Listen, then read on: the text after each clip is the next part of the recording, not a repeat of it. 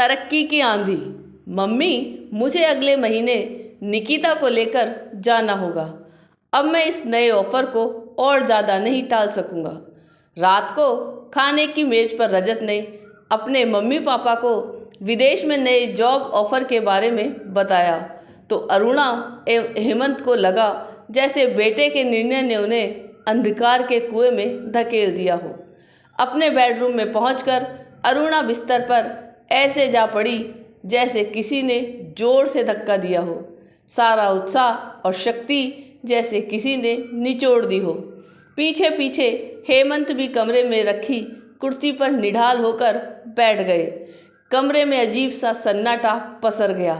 क्या कहते एक दूसरे से। बड़ा बेटा बहू पहले ही विदेश में नागरिकता लेकर वहीं शिफ्ट हो चुके थे। छोटा बेटा बहू भी और बेहतर भविष्य की तलाश में उसी को आदर्श मान यहाँ से जाने का लगभग मन बना चुके थे। बेटे रजत और बहू निकिता को एक न एक दिन हमसे दूर जाना है, इसका आभास उन्हें पहले ही हो चुका था, पर वो दिन इतना करीब होगा यह पता न था। फिर एक बार जो इतनी दूर परदेश गए तो पता नहीं कब वापस आएंगे। हमारे जीते जी वापस आएंगे भी या नहीं। आखिर वे दोनों भी तो अपना गांव छोड़कर हजारों मील दूर इस शहर में एक बार जो आकर बसे तो फिर लौटकर न देखा कि घर परिवार रिश्तेदार किस हाल में हैं।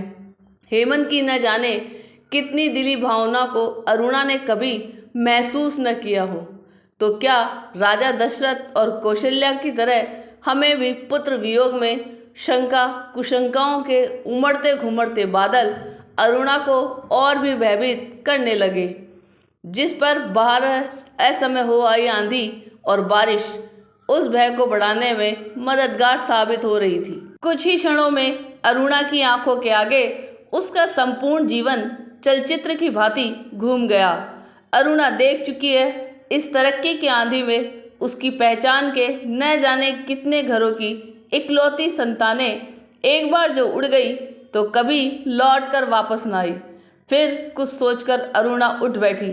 सुनो, कहो हेमंत के होठों से बस इतने ही शब्द बाहर आ सके। हमने तो अपना जीवन जी लिया, हमें कोई अधिकार नहीं कि अपने बुढ़ापे की चिंता से बच्चों की तरक्की के द्वार बंद कर दे।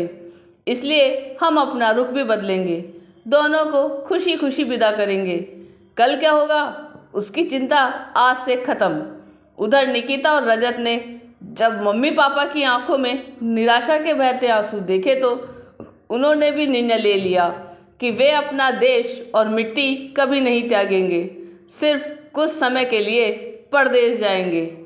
आपको ये कहानी कैसी लगी यह कमेंट करके ज़रूर बताइएगा। चैनल पर नए हो तो सब्सक्राइब जरूर कीजिएगा और वीडियो को लाइक और शेयर कीजिएगा। धन्यवाद।